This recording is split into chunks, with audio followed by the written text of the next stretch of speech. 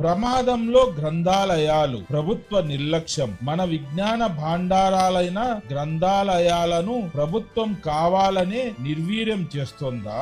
ఏపీలో గ్రంథాలయ వ్యవస్థను దెబ్బతీసేందుకు చంద్రబాబు ప్రభుత్వం కుట్ర చేస్తోందని ఏపీ రాష్ట్ర పెన్షనర్ల సంఘం తీవ్రంగా ఆక్షేపించింది. స్థానిక సంస్థల ద్వారా వసూలైన సుమారు 500 కోట్ల రూపాయల గ్రంథాలయ సెస్ నిధులను లైబ్రరీలకు ఇవ్వకుండా ప్రభుత్వం దుర్వినియోగం చేస్తోందని విమర్శలు వస్తున్నాయి. 2026-2027 బడ్జెట్ లో 150 కోట్లు కేటాయించాల్సి ఉండగా కేవలం 36 కోట్ల రూపాయలు మాత్రమే విధిల్చి లైబ్రరీల గొంతు నొక్కుతున్నారని వారు విమర్శించారు. కనీసం పేపర్లు, మ్యాగజైన్లు కొనడానికి, ఊడ్చే వారికి జీతాలు ఇవ్వడానికి కూడా నిధులు లేక లైబ్రరీ వ్యవస్థ కుప్పకూలుతోందని వారు అభిప్రాయాన్ని వ్యక్తం చేశారు. పుస్తకాలే లేని సమాజం దిశగా మనం వెళ్తున్నామా? ఈ నిర్లక్ష్యంపై మీ అభిప్రాయాన్ని తెలపండి. ఈ వీడియోను షేర్ చేసి గ్రంథాలయాలను